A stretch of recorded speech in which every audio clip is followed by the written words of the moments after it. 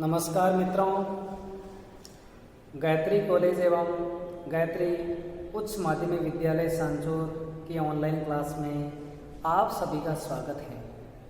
प्यारे विद्यार्थियों, आज हम गुप्तकालीन वास्तुकला का अध्ययन करेंगे। देखिए, गुप्त काल भारत का स्वर्ण काल कहलाता है।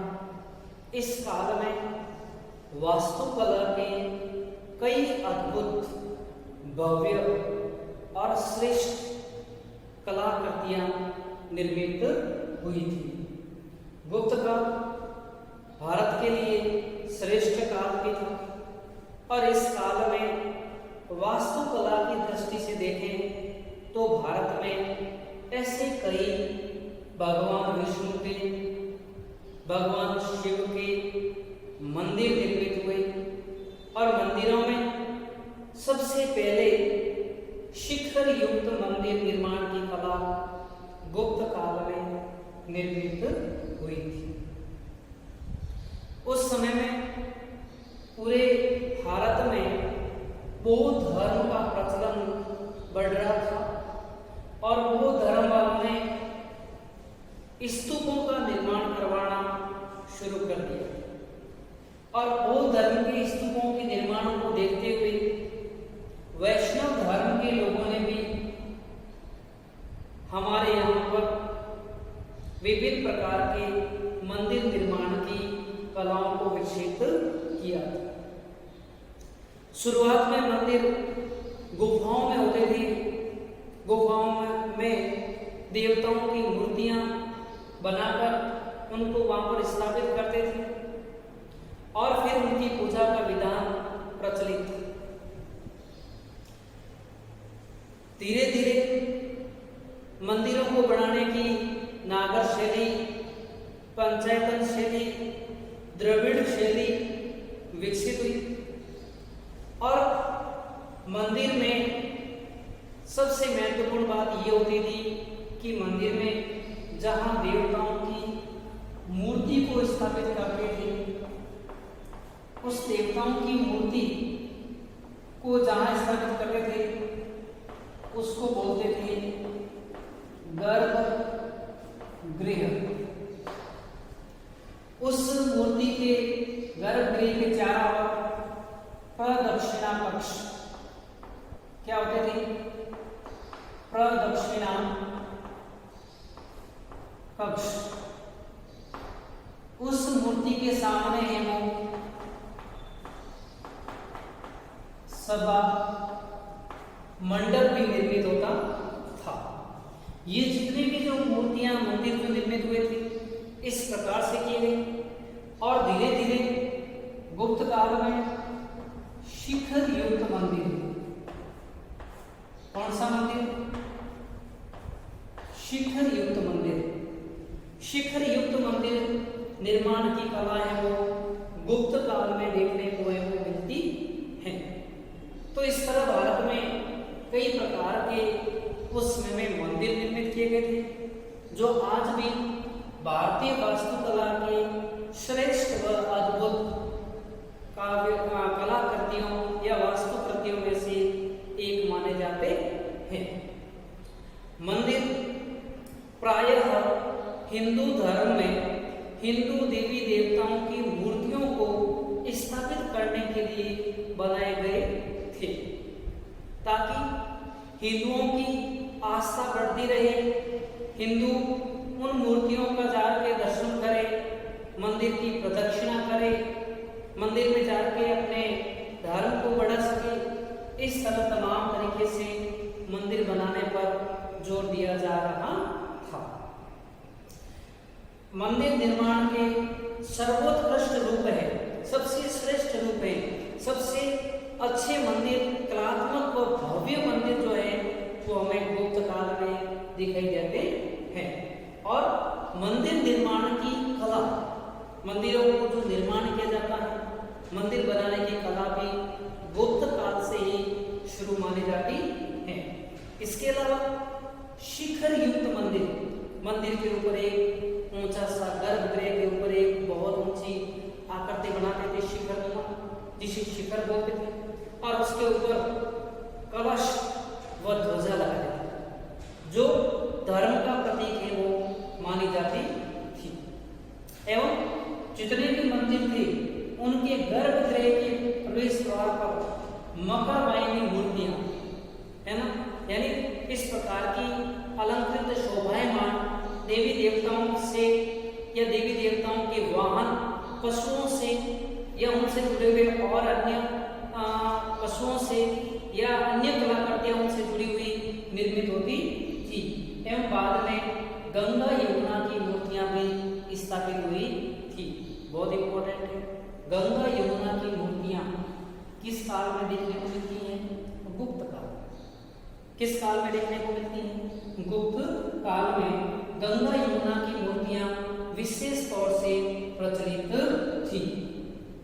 मंदिरों के प्रतीक रूप में जो मंदिर बनाए गए हैं उनके ऊपर हर जगह प्रतीक के रूप में हंस, मिथुन मुद्रा में स्वास्तिक, श्रीवृक्ष, शंख, पद्म, मंगल कलश, ये तमाम चीजें धर्म से जुड़ी हुई हैं। धर्म के वृक्ष, धर्म के या देवताओं के जो शंख, पद्म आदि होते हैं, ऐसी सारी कलाकृतियां उस पे अंकित की हुई हैं। आज हम इन्हीं में से इन प्रमुख मंदिरों का अध्ययन है वो करेंगे। तो इसमें सबसे पहला मंदिर आता है तिगवा का विष्णु मंदिर। कहाँ का विष्णु मंदिर? तिगवा विष्णु मंदिर। अपन ने पढ़ा था कि गुप्त काल में भगवान विष्णु के मंदिर काफी मात्रा में निर्मित हुए थे। वैष्णव काल के लिए ये काल श्रेष्ठ काल माना जाता था। तो तिगवा का विष्णु मंदिर मध्य प्रदेश के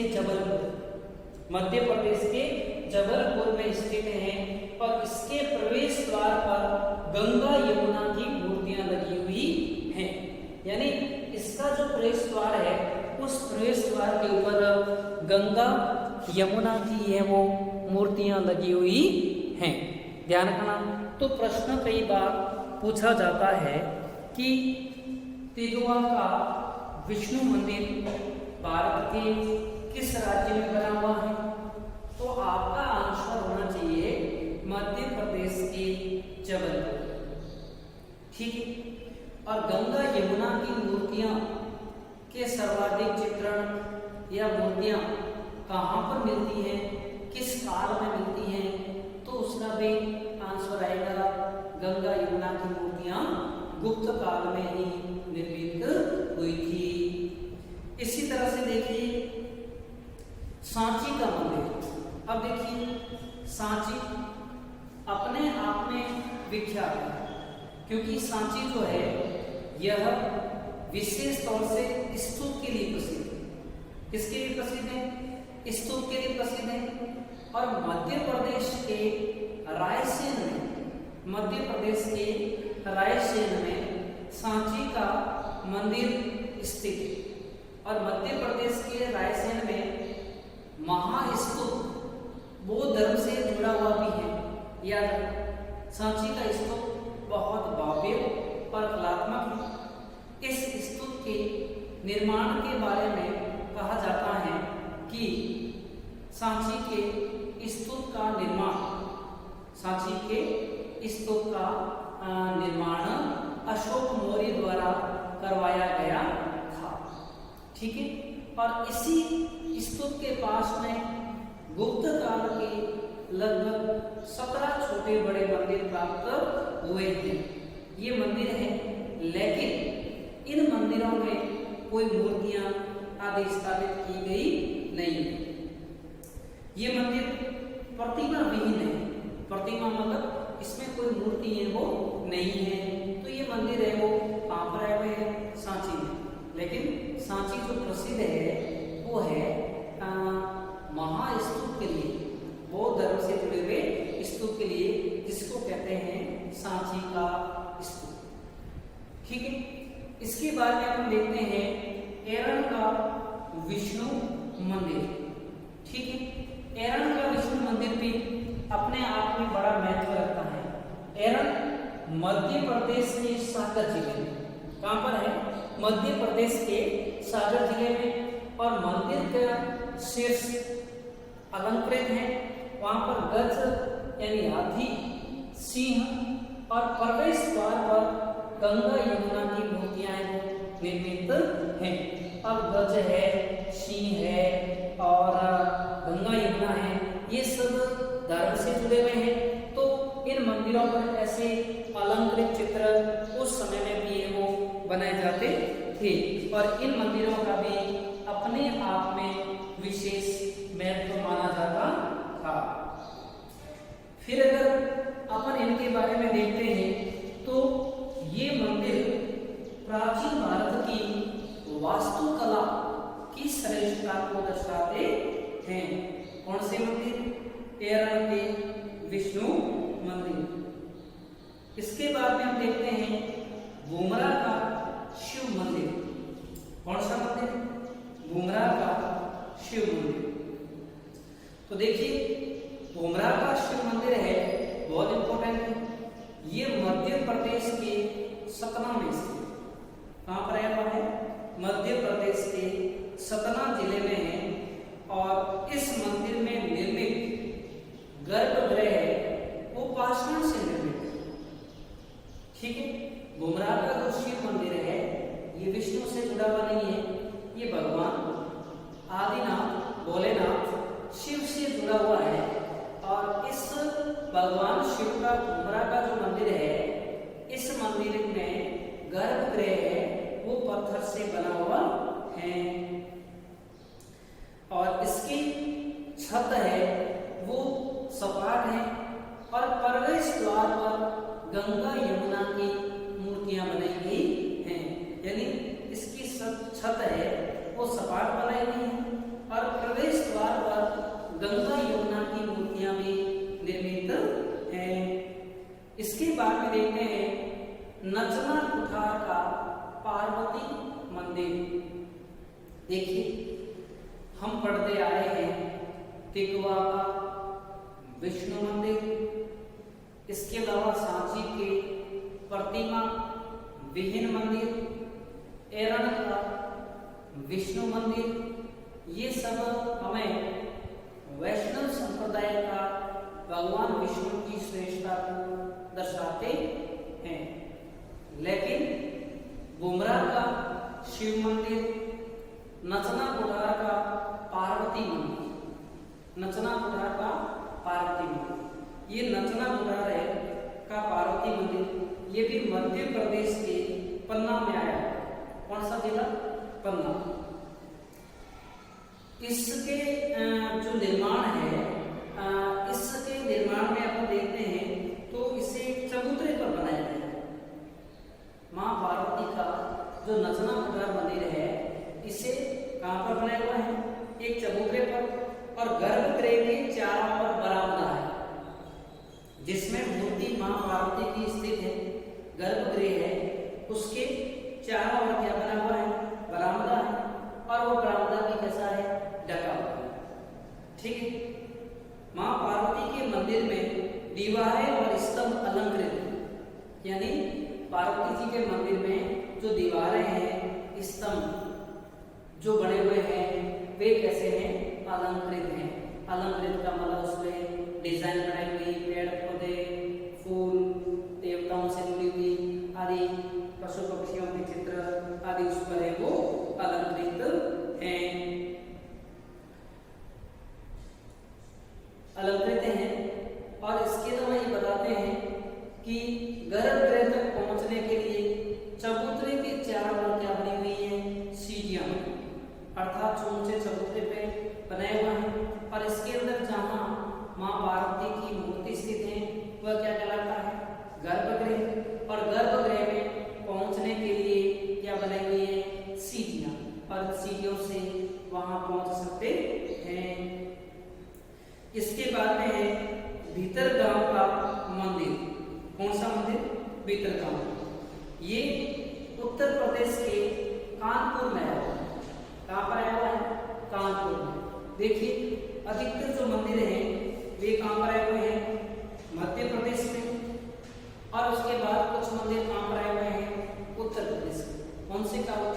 गुप्त काल। तो भीतरगांव का मंदिर है, यह उत्तर प्रदेश के कानपुर में स्थित है। यह मंदिर शिखर युक्त है और चबूतरे पर निर्मित है। भीतरगांव का जो मंदिर है ये भी कैसा है, शिखर युक्त है, अर्थात गर्भगृह के ऊपर ऊंचा शिखर बना हुआ है और जो दूर से मंदिर का होने का प्रमाण देता है। और ये भी किस पर बना हुआ है, चबूतरे पर। इस मंदिर में बाहरी दीवारों पर कई देवी देवताओं की मूर्तियां स्थित हैं। इस मंदिर में जो बाहरी दीवारें हैं उस पर कई देवी देवताओं की मूर्तियां, जिनमें अपन मान सकते हैं दुर्गा की, भगवान गणेश जी की, आदिवरा की, गंगा यमुना की मृण मूर्तियां। लेकिन इस मंदिर के भीतर कोई प्रतिमा है वो नहीं है। जैसा सांची के अंदर जो 17 छोटे छोटे मंदिर मिले हैं उनमें भी अलंकृतता है और सब कुछ है, लेकिन कोई प्रतिमा नहीं है। इसी तरह भीतरगांव का जो मंदिर है ये उत्तर प्रदेश कानपुर में आया हुआ है और इसके अंदर भी कहीं पर भी किसी देवता की प्रतिमा नहीं है, लेकिन बाहरी दीवारों पर देवी देवताओं के चित्र है, देवी देवताओं के वाहन पशुओं के चित्र हैं, गणेश जी का चित्र है, आदि वराह के चित्र है, गंगा यमुना की मूर्तियां हैं आदि उस पर निर्मित की हुई हैं। किसके अंदर भाई, भीतरगांव के मंदिर में। ठीक है, इसके बाद अपन पढ़ते हैं देवगढ़ का दशावतार मंदिर।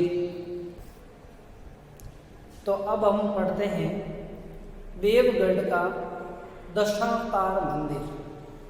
देखिए ये एग्जाम में प्रश्न कई बार पूछा जाता है, देवगढ़ का दशावतार मंदिर।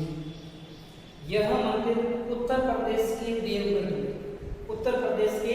देवगढ़ में स्थित है और गुप्त काल के मंदिरों में सबसे सुंदर मंदिर है वो कौन सा है, देवगढ़ का दशावतार।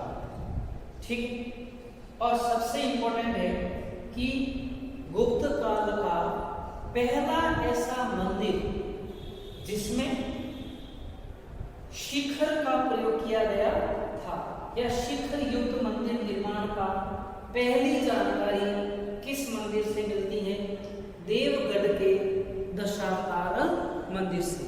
और देवगढ़ आया हुआ है उत्तर प्रदेश में। ठीक है, यह सभी मंदिरों में अत्यंत सुंदर मंदिर था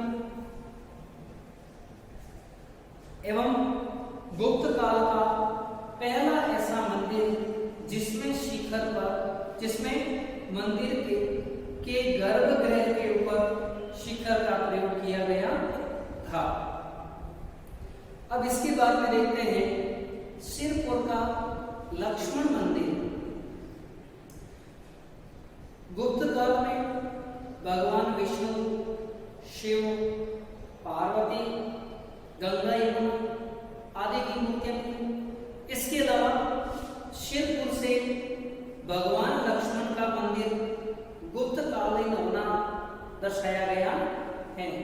सिरपुर पड़ता है छत्तीसगढ़ में, रायपुर। यहाँ पर टूटे फूटे अवस्था में, भग्नावस्था में, जीर्ण शीर्ण अवस्था में ईंटों से निर्मित लक्ष्मण जी का मंदिर है वो स्थित है। ठीक, इसके बाद हम देखते हैं राम जानकी मंदिर, यानी भगवान रामचंद्र जी एवं माता सीता जी का मंदिर। ये भी छत्तीसगढ़ के रायपुर में इन लक्ष्मण जी के मंदिर के पास, लक्ष्मण जी के मंदिर के पास ईंटों से निर्मित है और ये भी भग्न अवस्था में मिला है, अर्थात टूटे हुए अवस्था में मिले हैं भगवान लक्ष्मण के मंदिर और भगवान राम और जानकी के मंदिर। इतिहासकार इन मंदिरों को गुप्त कालीन मानते हैं, गुप्त काल का है वो मानते हैं। इसके बाद में है मुकुंदरा दर्रा शिव मंदिर। मुकुंदरा दर्रा अभ्यारण्य भी स्थित है, आपको पता। मुकुंद सिंह कोटा के शासक मुकुंद सिंह के नाम पर इनका नामकरण किया गया है, मुकुंदरा दर्रा। ठीक है, तो मुकुंदरा दर्रा जो अभ्यारण्य है वहीं पर यह शिव मंदिर आया हुआ है और ये कहाँ पड़ता है, कोटा। मुकुंदरा दर्रा शिव मंदिर भी गुप्त काल का प्रतीक होता है। इसके अलावा अन्य मंदिरों में नागोद का शिव मंदिर जो मध्य प्रदेश में पड़ता है, खोह का शिव मंदिर मध्य प्रदेश में पड़ता है, इसी तरह मणिनाग मंदिर बिहार में स्थित है। तो ये तमाम चीजें हम देखते हैं, इनके आधार पर हम ये समझ सकते हैं कि गुप्त काल वास्तुकला मंदिर निर्माण कला की दृष्टि से श्रेष्ठ काल था। इस काल के शासकों ने धार्मिक सहिष्णुता का पालन भी किया, लेकिन उसके साथ साथ वैष्णव धर्म शैव धर्म को भी बढ़ावा देने का कार्य किया था। मूर्तियों का निर्माण कर मंदिर के गर्भगृह में पद स्थापित किया, जो इनकी भव्यता को दर्शाता है। धन्यवाद।